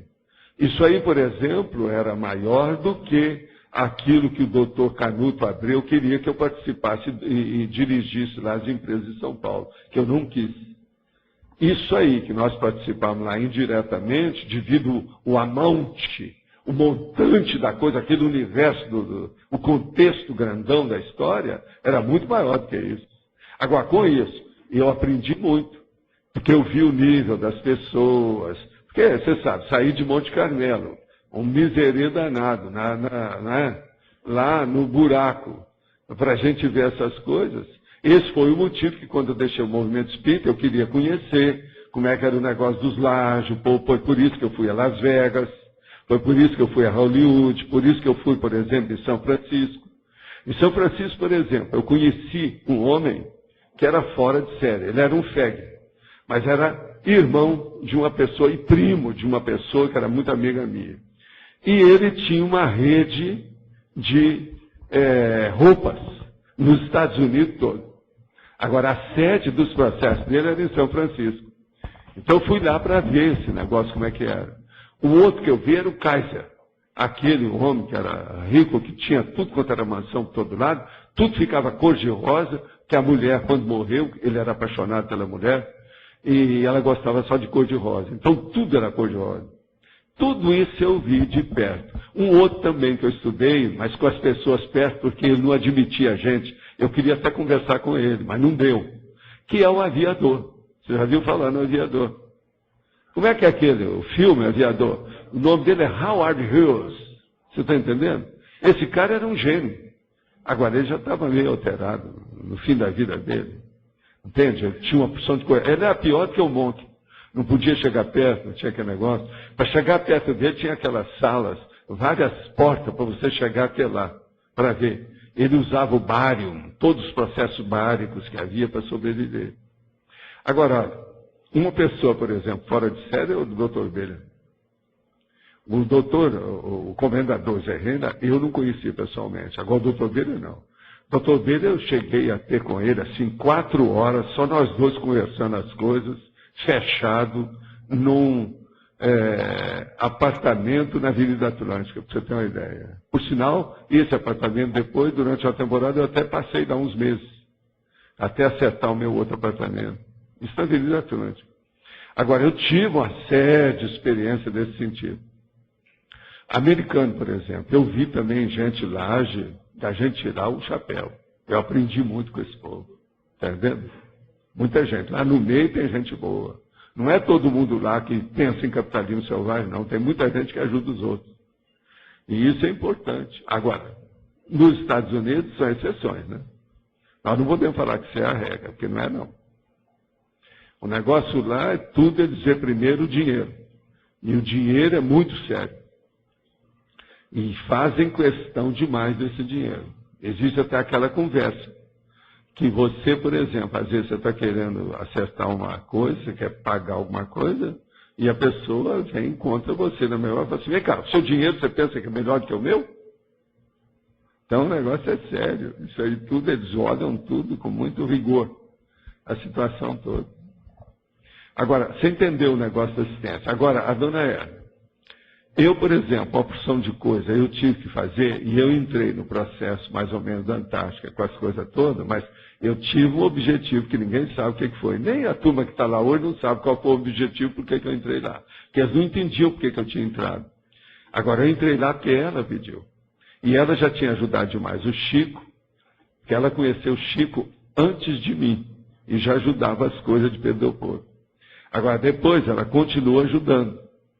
E de uma maneira impressionante. Por exemplo, essa viagem que nós fizemos ao exterior, a primeira dela, praticamente foi ela. Vários amigos contribuíram para isso. Mas ela que pagou a viagem de tudo. Que ela achou que seria importante aquilo para a gente. Eu, mais tarde, fui ver outras coisas, fui conhecer, por exemplo, gente da família, porque eu acabei entrando na família. O meu filho, por exemplo, a gente tinha tudo, parente na Alemanha. Nós fomos lá, na área de Frankfurt, lá de Langen. Para vocês terem uma ideia, eu conheci uma ex-freira, igual a Lourdes, que era alemã da família lá, dos Versdorf, da turma toda. Entende? Da turma lá. Agora, Versdorf, essa família, tem cidade na Alemanha com esse nome. E é nome, lá para eles, na ocasião, era nobre, com o negócio todo. Mas esse povo aqui não tinha nada de nobreza. A dona Erna, você sabe, na revista Exame, esse negócio todo, aparecia até a foto dela na capa, aquele negócio todo, porque ela foi presidente da Antártica, para você ter uma ideia. O doutor Beira foi presidente muito tempo. Agora, depois, ele faleceu, ela depois entrou lá também. Ela chegou a ser presidente durante muito tempo. Agora, tem gente muito boa na Antártica, gente que trabalha demais lá, verdadeiros heróis lá dentro, e inclusive fazendo assistência até hoje, que eu sei. Mas eu estou por fora hoje, porque desde 93, que eu não sigo mais isso, que eu comecei a viajar demais para o exterior, eu tive que sair. Porque enquanto esses 20 anos que estava aí, sempre que tinha uma reunião, eu nunca faltei a uma reunião. Eu tinha que ir lá. E era tudo em São Paulo. As reuniões eram sempre lá. Você tinha que pegar avião e ir para lá. Às vezes eu estava no exterior, eu vinha para o Brasil só por causa da reunião em São Paulo. A reunião era uma tarde.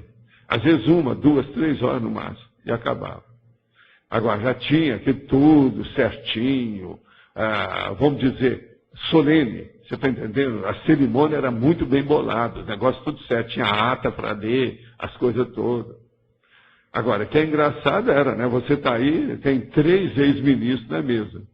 E não tem nada que ver com o processo político, tudo fazendo assistência. Eu achava o máximo. Agora, eu me sentia bem, o ambiente lá da fundação era muito positivo.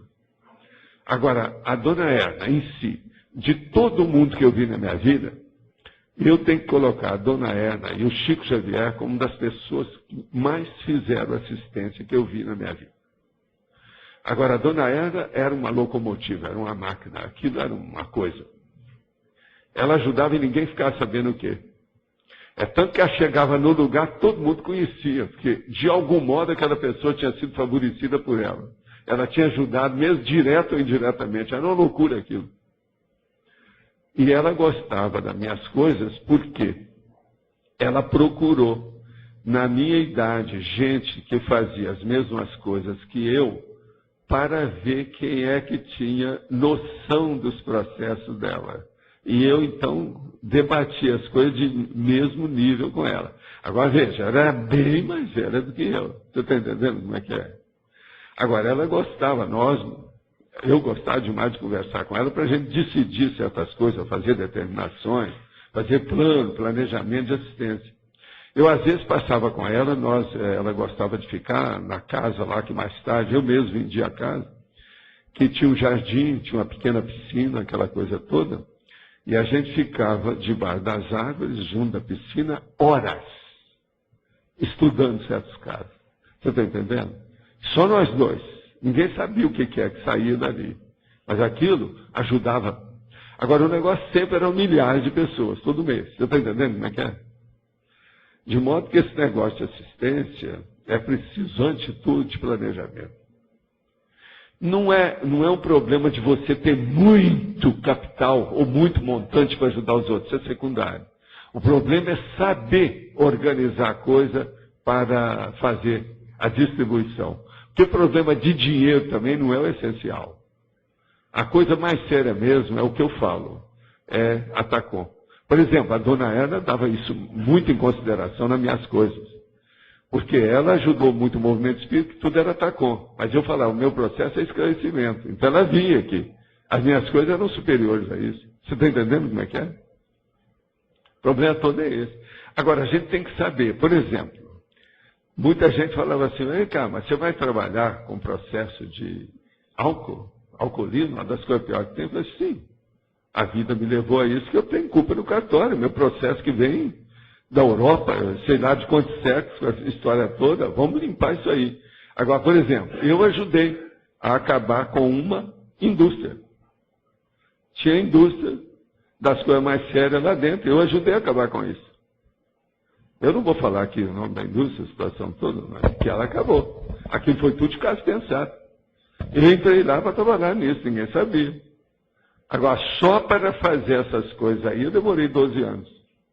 Junto com os nossos amigos, uma equipe, milhões de coisas, né? Mas agora, você sabe que bebida, o meu pai teve problema com bebida. Meu irmão teve problema com bebida. Um monte de amigo meu teve problema com bebida. A minha própria mulher tinha problema com bebida. Então, álcool é uma das piores coisas que tem, porque ele leva todos os outros toques para o mesmo buraco. Agora, então, veja, o negócio é dar um jeito de eliminar isso pouco a pouco. Eu fiz a minha contribuição. Por quê? A coisa mais séria em bebida alcoólica não é a cerveja, não é o chopp, não, que esses são suaves. O percentual alcoólico da bebida aí é pequeno. Agora, por exemplo, a coisa séria é um cunhaque, é uma vodka, está entendendo? Existe mais ou menos uns 35 destilados diferentes, que são muito mais sérios do que essas bebidas que tem por aí. E era esses que eu queria acabar. Você está entendendo? E a gente eliminou uma boa parte disso. Agora, para isso, você tinha que eliminar sem criar problema, porque senão, que assistência besta é essa? Você mata a opção de gente aqui e dá vida a uma opção de gente aqui? Isso não se faz isso. Você tem que ir limpando aonde você vai, levando jeito. Limpando, levando jeito, pouco a pouco. Isso aí, eu sei o trabalho que dá isso. Não é fácil. Uma das coisas mais difíceis na vida humana é você fazer uma coisa, uma cirurgia, sem afetar os outros órgãos. Você está entendendo como é que é? Então, a cirurgia máxima econômica possível, para não mutilar ninguém. Então, como é que você ia fazer para fechar uma verdadeira fábrica com ramificações por tudo quanto é lado, milhares de gente, milhões de pessoas que aquilo atingia, e sem ofender ninguém. Todo mundo sair em paz, cada um com seu destino, sem que você tenha ofendido ninguém. Agora, é lógico, não foi só eu que fiz isso, mas o meu sócio, por exemplo, trabalhou muito comigo, demais. Eu devo também muito a ele, que é o Garcia. Esse homem era fora de série. Super honesto, equilibrado, máximo. Um dos maiores amigos que eu tive nessa minha vida até hoje. Então, isso tudo é que eu estou te falando. Agora, a memória da dona Erna, ela foi muito ajudada pelas situações todas que haviam. Porque essas mulheres que se conheciam, todas se entreajudaram depois que dessomaram. Ela ajudou demais. Essa filha postiça dela, a filha de criação, que era minha mulher, logo que ela morreu. Mas agora, a minha mãe também teve contato com isso, por causa da dona Erna. Você está entendendo? Então, quando dessoma esse povo que fez muita assistência, tudo melhora depressa. A minha mulher, por exemplo, ela estava totalmente alterada quando ela morreu. E ela se matou. Agora, o que é que se passa? 17 dias depois ela estava lúcida. Por quê? Ela recuperou, ficou normal, equilibrada. Mas veja, ela passou a vida dela toda fazendo assistência. Todo mundo que conheceu minha mulher sabe que ela era larga. Aquela lá era impressionante. Agora, ela aprendeu com quem? Com a dona Ana. Entendeu? Ela veio aqui para o Brasil, era mocinha, você está entendendo? E foi servir de dama de companhia para a dona Ana. Aprendeu tudo, é como se fosse uma secretária dela. Com isso, a gente viu muita coisa de perto. Agora, outra coisa. Em matéria de assistência, existem níveis. Existe um nível pequeno, de pé de chinelo, um nível médio, e existe um nível superior. Eu, por exemplo, eu só cuidava mais desse nível de pé de chinelo, que era o popular, é o da Robex. Entende como é que é? Quando eu deixei o movimento espírita, eu quis conhecer o médio e o elevado. Foi por isso que eu quis ver como é que eram essas coisas de perto. Foi aí que eu fui entrar para ver a situação. Então, você conhecer aquele cara, por exemplo, que tira aí alguns milhões de dólares e dá para fazer uma coisa na hora. E ninguém fica sabendo daquilo. que os verdadeiros laje não aparece o nome. Por exemplo, você não vê muita coisa da dona Erna falando. As coisas que apareceram dela falam sobre o processo da indústria, por causa da Antártica, na ocasião, muito antes de fazer essa fusão com a Embev, aí a situação. Você está entendendo? A Ambev. Só o patrimônio dessa fundação e o fato de manter 4 hospitais em São Paulo e o tamanho do negócio Não, mas isso era maior. Eu não sei se hoje está do mesmo jeito que era. Você precisa de ver são os resultados mensais que tem os quadros disso todo ano. Todo mês aparecia aquilo. Entende? Tem um anual. Eu mesmo tinha isso aí guardado, não sei se ainda tem ainda, porque aí na holoteca a gente mandou algumas coisas nesse sentido, porque tinha vamos dizer, publicações sobre o assunto. Entende? Deles mesmo. Agora, professor Valdo, ela é uma amparadora da conscienciologia, correto? É. E ela não é uma figurinha fácil, né? Ela é bem rara, né, de aparecer. Como é que é isso? Não, ela aparece aqui mais cedo do que a gente pensa, mais comum do que a gente pensa. Outra coisa, você sabe que a própria minha mulher está ajudando os outros, né? Eu não sei, acho que eu não cheguei a falar isso aqui não, mas agora, faz um mês mais ou menos, uma senhora veio aí e contou tudo e falou o nome que viu, e o nome era Elizabeth. E outra coisa, na hora que ela falou, eu vi que ela apareceu, mostrei energia, a dona falou, é essa energia que eu senti, é essa pessoa aqui, eu estou sentindo que ela está aqui, era ela. Então ela já está fazendo assistência. Agora, veja, quem socorreu a minha mulher assim, que recebeu, aquele negócio que eu chamo, tem até um verbete sobre isso, quando a pessoa dessoma, mas entende? Foi a dona Erna que recebeu a filha. Que tudo foi feito para ver se ajudar, mas aquele casal não havia mais, porque o organismo já estava todo alterado. Era um problema. Agora, ela que recebeu a Elizabeth. Entende? Já está muito lúcida, tudo. Agora, eu vi muitas vezes o processo da minha mãe junto com a dona Erna, sabe? Que a minha mãe dessomou primeiro e recebeu a dona Erna. Outra coisa, minha mãe conheceu a dona Erna. Dona Erna conheceu minha mãe. Está entendendo? Dona Erna conheceu o meu irmão. A Elizabeth conheceu o meu irmão. Você está entendendo como é que era? Era tudo gente, caso da de Uberaba. A gente viu isso tudo de perto. Então, por exemplo, os meus processos, se essa turma ressomar, eu vou saber. E se eu estiver vivo por aqui, vai ser muito difícil escapar dos meus olhos, que é o problema da personalidade consecutiva. Porque a gente já vem, está tão entrosado, já viu tanta coisa que não tem jeito. De modo que você está começando a entender, né, o nível, a expressão dessa condição. Agora são vocês, né? Vocês podem pegar o microfone, esse aí.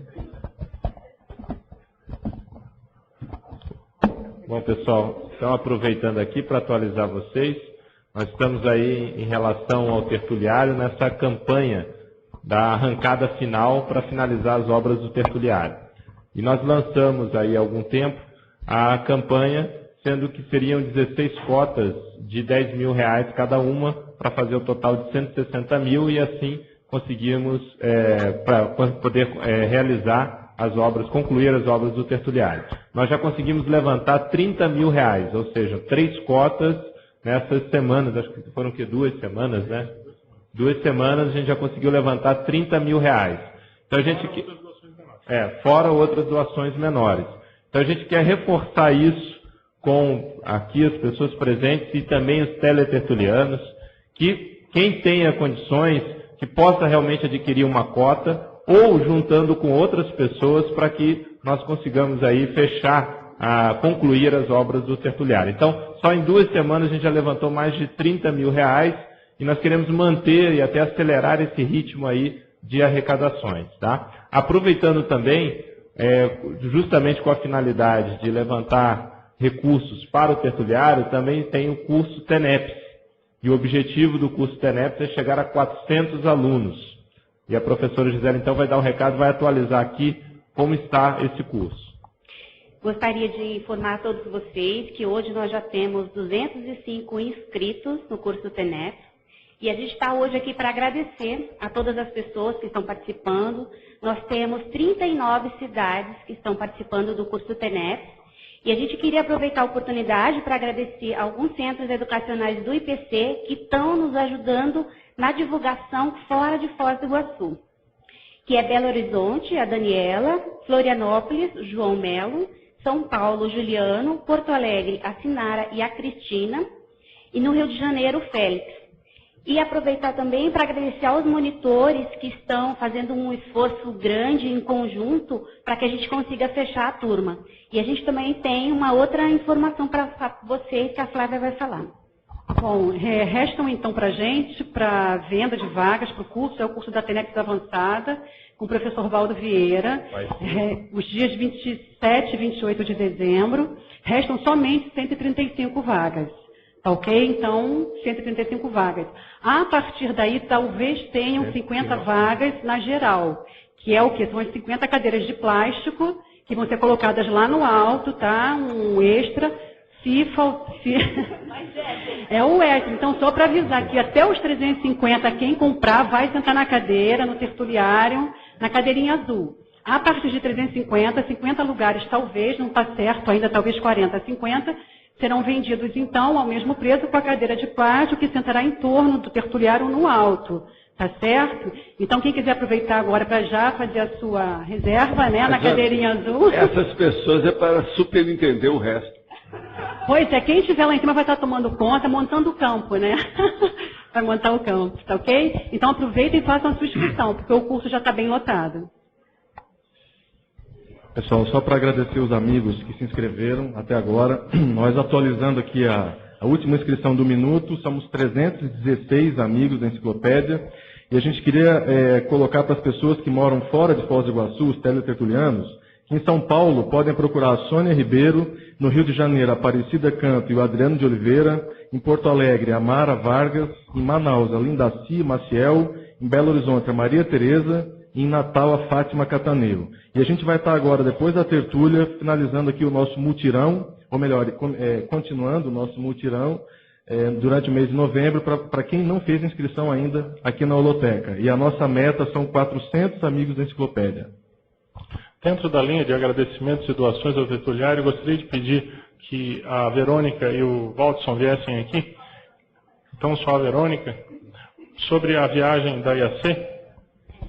Na realidade, pessoal, eu estou representando aqui os voluntários da IAC e as pessoas que participaram da viagem IAC 2008, que foram no todo 25 pessoas, né? E primeiro eu gostaria de chamar a Tânia para representar as pessoas que viajaram, que ela tem um presentinho para o professor Valdo diretamente da Finlândia, com todas as energias que a gente pode captar ali. Temos a Isabel também aqui, passa Isabel, né? O que é isso? Obrigado.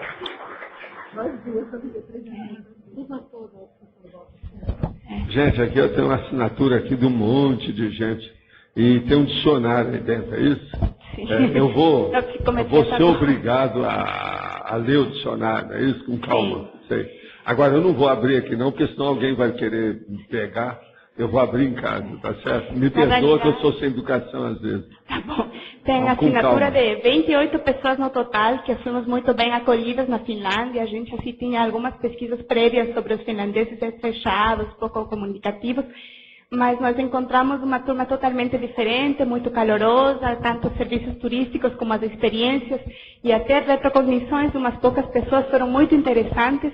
Nós estamos muito satisfeitos de ter ido na Finlândia, querendo já voltar. Achamos que o EM é muito esperto de ter retomado lá, é um país com um equilíbrio muito... E a minha mãe também, né? Ele é assim, é um país com muito equilíbrio entre o meio ambiente, a natureza e a modernidade, com um sistema educacional muito bom. Sem dúvida, Trafares também, mas assim, a gente pensa que retomar lá deve ser muito interessante. Inclusive, as meninas tomaram fotos de várias meninas de 3 anos que ficaram perseguindo pelas ruas para ver se era a Dona Aristina, mas ainda não tem uma conclusão sobre essa pesquisa. Estão querendo muito. A França também nos acolheu muito bem. A gente continuou a pesquisa sobre os cátaros, inclusive subindo até o castelo de Montsegur, mais de 1.200 metros, quase todos conseguimos, foi muito interessante. Acho que essa pesquisa para nós está praticamente concluída, que foi um momento no passado. Continuaremos a explorar mais temas. E finalmente em Portugal, as pessoas participaram junto com pessoas de 20 países de um curso inédito, Praxis Multidimensional. Foi uma oportunidade de conviver com outras pessoas da IAC, de outras cidades, o simpósio de pesquisa conscienciológica também. E assim, não é questão de 2 semanas, é um ano de trabalho. Eu tenho que agradecer a pessoas aqui do CAE que nos prestaram sua pessoa jurídica e a Gisele no financeiro que nos ajudou demais, né? E também a pessoas da IAC em Paris, em Londres, em Portugal, que fizeram com que a gente possa obter os melhores serviços pelo melhor preço. E queria chamar o Walson para fazer a entrega da nossa contribuição para o tertuliário, né? Tem sido um ano bastante difícil para todos, mas estamos tentando concluir nossas obras. Inclusive o hospedarium, que era outro objetivo, também ficou um pouco em stand-by, mientras a gente consiga mais fundos. Mas queríamos fazer a entrega, quem sabe para o César, né? Para que ele possa sentir um pouco menos de pressão nas costas nesta última. Um pequeno cheque, César, no valor de R$ 18.563,75.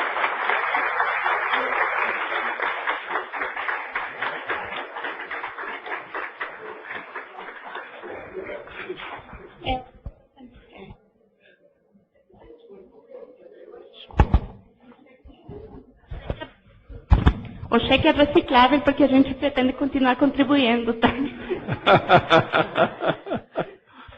Muito bem, gente. Muitas graças. Agora, ó, a responsabilidade minha está aumentando. Já tem a metade dos alunos lá para o curso. Nós ainda temos mais de um mês ainda na frente, né? Praticamente 2 meses. De modo que, vamos ver, 200 alunos já vão preencher o tertuliário. Presta atenção. Então, dão 50 alunos para cada gomo. Tá certo? Não é isso?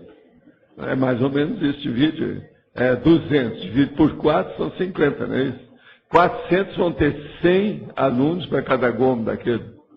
São 4 gomos da laranja. Você está entendendo? Então, vai ser uma coisa séria. Você quer falar alguma coisa? Faz favor. Vamos entrar. Bom, falando dessas personalidades largas, assistenciais, uma que marcou muito, principalmente na minha pesquisa, que é assistencial em termos intelectuais no Brasil, que é quase uma unanimidade, é o José Olímpio, da editora José Olímpio. Ele praticamente criou um holopensene assistencial intelectual que monopolizou toda a intelectualidade brasileira durante mais de 60 anos, eu acho. O filho dele era muito amigo do Chico, e eu também conheci muito, era meu amigo. Mas ele escreveu um livro. Mas ele eu não cheguei a conhecer, não tive chance. O que você acha dessa personalidade do José Olímpio? É uma grande pessoa. Ajudou muita gente intelectualmente. É o processo da Tales, né? Ele foi muito positivo, né? Fora de série. Vamos estudar. Mas então, Álvares. Professor Valdo, me diz uma coisa. Eu tenho percebido que alguns problemas pessoais relacionados à questão da autoafetividade, eles podem sabotar o alcance da condição de consciência cobaia, não é isso? O que pessoalmente eu posso fazer, então, em relação a essa autoafetividade para alcançar essa condição? Olha, o problema todo de afetividade é estudar o que você pode fazer para auxiliar a pessoa através dos exemplos. O exemplo é a melhor assistência que uma pessoa pode dar para outra, o bom exemplo. O exemplo construtivo, evolutivo, melhor. É a melhor coisa que você faz. E em matéria de afetividade, isso às vezes pesa na balança, porque a afetividade predispõe à aceitação. De modo que vale a pena pensar nisso. Está entendendo? A aceitação da ideia nova, do exemplo, a afetividade, ela abre o caminho, ela abre a porta. Legal. Tá? Obrigado. Gente, agora eu tenho aqui umas perguntas. Fui usuário por mais de 2 anos da ayahuasca. Quanto tempo o corpo precisa para recuperar, se libertar de todas as toxinas absorvidas?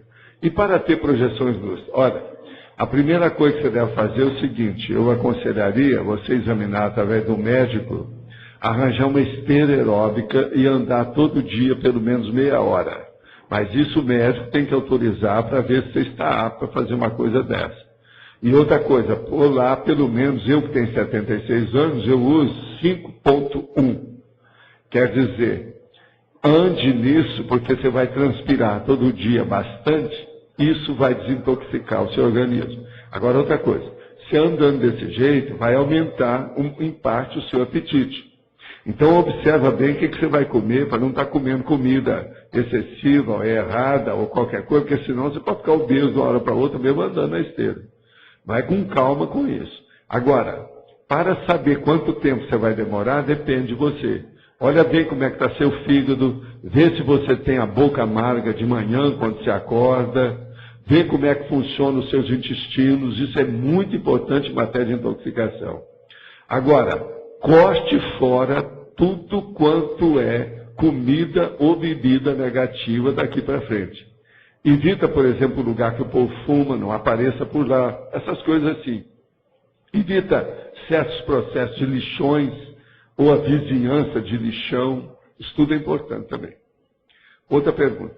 Qual deve ser o argumento na tarde para uma consciência alcoólatra e tabagista há mais de 50 anos e que está obnubilada, negando ser ajudada conscientemente? Olha, o problema numa pessoa dessa aí é só internação. A gente sempre recomenda a pessoa se internar no spa ou num hospital adequado, especializado, para a pessoa receber um tratamento dentro de um ambiente adequado, harmonioso, equilibrado para ela. O resto não tem muita saída, não. Agora, o ideal num caso desse, às vezes, é a pessoa pagar, por exemplo, aí um mês dentro de um spa para a pessoa. Isso, às vezes, dá um impacto na pessoa. E fala com ela, você vai passar lá um mês de boa vida lá dentro, pensa bem, boca livre. Isso é o máximo. Às vezes a pessoa fica entusiasmada por aí. Percebo que o meu relacionamento com minha esposa mobiliza minha carga de sacralidade. É útil filmes, eróticos, perfume, roupas para a reciclagem sexual do casal? Ora, a reciclagem sexual, tudo deve ser feito em favor dos dois ao mesmo tempo. Nunca deve ser feita uma coisa contra o outro.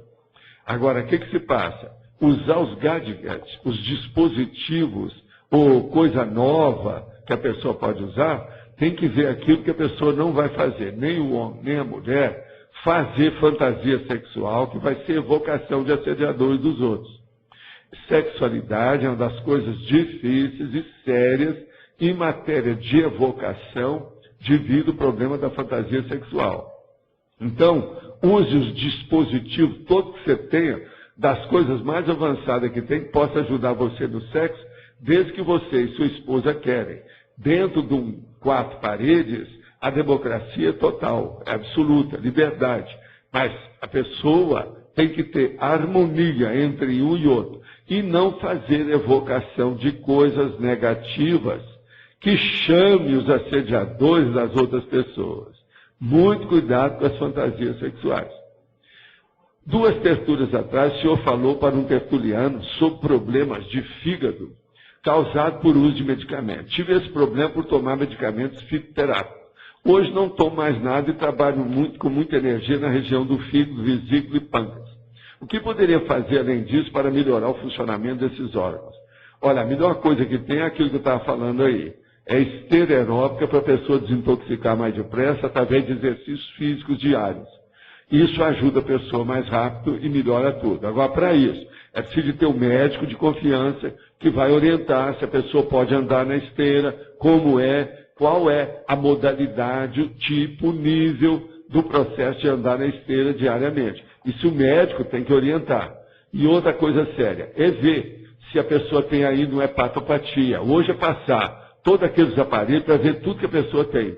Olha o pâncreas, olha a vesícula, olha isso, olha aquilo, olha a coluna dela. Isso é muito importante. Passa aquele problema de ver a pessoa ser vista do avesso, ver tudo que ela tem por dentro. Isso é um exame à toa, complementar, muito fácil, só passa uma coisinha em cima, molha a pessoa ali, passa e vai olhando. E meia hora vê tudo, como é a pessoa por dentro. E como eu sempre falo, se achar alguma libra esterlina ou dólar, vê para o tertuliário. Que às vezes lá dentro pode estar escondido uma moeda de ouro, sei lá, né? Nunca sabe. Agora, a outra aqui. Poderia falar um pouco sobre precognição? Uma pessoa que começa a ter diversas projeções semiconscientes, em que ela encontra outras consciências, mas em horários em que essas não estariam dormindo, Isso poderia ser uma precognição ou seria apenas um sonho? Não, estudo é sonho e é a vontade da pessoa de ter os fenômenos. Mas isso ainda não é o fenômeno, não. Estudo aí é fantasia, processo de imaginação. É um problema ainda que a pessoa tem que estudar mais para aprofundar o processo. O melhor é pegar meu livro Projeciologia, estudar aquilo tudo seriamente, anotar, riscar, fazer o questionamento, criticar, que isso aí aumenta o problema da pessoa, dela caminhar e ampliar o processo da autoconsciencialidade dela do ponto de vista projetivo. Hoje, gente, é domingo, nós temos aqui 13 verbetes para vocês selecionarem na eleição, que está aí. Agora, uma coisa que eu só queria ainda perguntar é o seguinte, nessa questão aqui do curso que já tem 205 pessoas, tem gente de quantos países? Já tem gente do exterior, não tem? Pelo que eu vejo. Isso ainda não fizeram ainda a pesquisa, né? Entende? Aqui não está falando, mas... Hein? Quer dizer... Dois países... Portugal e Inglaterra, hein? Deixa eu ver aqui. Não, mas eu estou vendo aqui Madrid, na minha terra, Madrid é na Espanha. Hein? Que negócio é esse? Então é 3. Que negócio é esse? Está furado isso aí. Oberkirch. Então já tem 3 países. Isso também eu estou olhando para me ver como é que vai ser. Pessoal, as pontuações da tertúlia hoje são votos online 12, perguntas via internet respondidas 7, perguntas presenciais respondidas 7 e a assinatura no livro de presença hoje foi 141.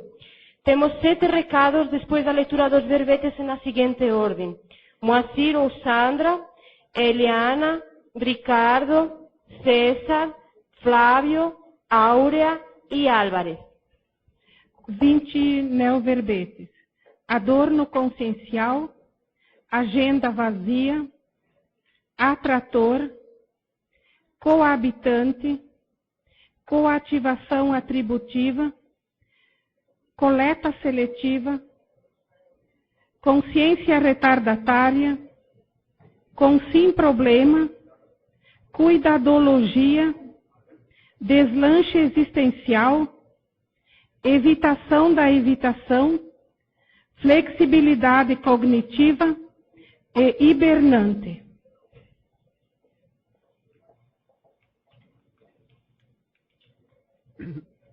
Estamos divulgando aqui então o curso da desperticidade, que vai vir agora dia 14 a 16 de novembro, vamos debater os atributos mental-somáticos e além de outros assuntos como autodefesa energética, efeitos do estado vibracional. Esses assuntos estão relacionados à desperticidade com 2 campos energéticos e 2 epicôncios, ok? Estamos aguardando qualquer coisa, pode conversar comigo ou na secretaria do CEEC. Pessoal, boa tarde. É importante informar aqui que dia 28, 29 e 30, final do mês de novembro, nós teremos o Acoplamentário com o tema Proexis. Os epicons serão o professor Frederico Gani e o professor Leonardo Firmato. Importante que vocês saibam também que dezembro, o Acoplamentário de dezembro, já encerramos as vagas, porque já temos os 63 alunos. Então, quem quiser participar do Acoplamentário ainda este ano, deve fazer inscrição para o de novembro. Ok? Obrigada. Pessoal, boa tarde a todos. Eu gostaria então de convidar todos a participar do mais novo curso da grade curricular da Sinvexis, que é o curso Formação do Invexólogo. É um curso que tem o objetivo de aprofundar os conhecimentos a respeito da técnica da Invexis. Para quem conhece a teoria e prática da Invexis, é um curso mais longo e que aborda coisas centrais no cotidiano do inversor. Muitos reciclantes também se beneficiam com o curso, então, na verdade, todos estão convidados. Para maiores informações, só procurar a Sinvexis ou acessar o site também, www.asinvexis.org. Obrigado.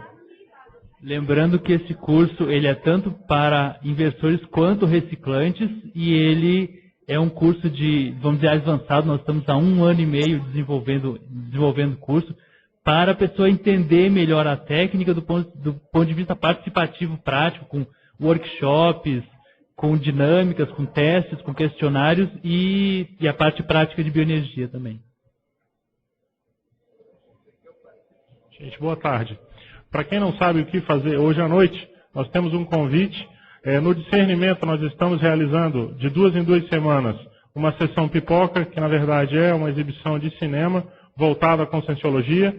Então hoje nós vamos ter às 8 horas da noite, no auditório do discernimento, o filme Jornada pela Liberdade.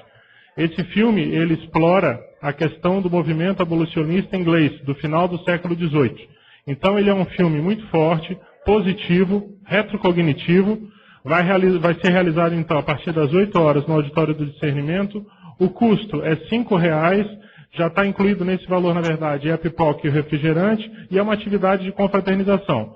Da última vez vieram 36 pessoas, a gente espera que dessa vez venham umas 50. Estão todos convidados, hoje à noite no discernimento, 8 horas. Obrigado. Boa tarde, pessoal. Nós estamos aqui para divulgar o debate de agora, depois do Tertúlia, às 15 horas, debate do CAEC sobre identificação do Código Pessoal de Cosmoética a partir do livro Conscienciograma. Então, eu vou propor uma metodologia de identificação do CPC. Quem tiver interesse nesse tema, então, vem aí para discutir e ajudar a desenvolver. Lá em cima, né? Ah, vai ser? Lá em cima. Fala aí. Lá em cima no salão, no salão do argumentário. É aberto a todos.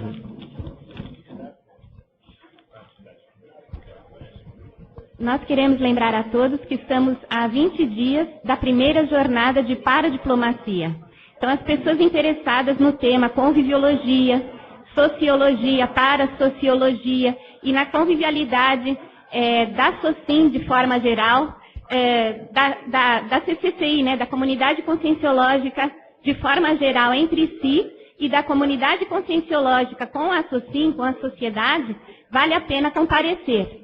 Nós teremos um debate que promete ser bastante acalorado, que denominamos da política à parapolítica. Será baseado em temas do cosmograma.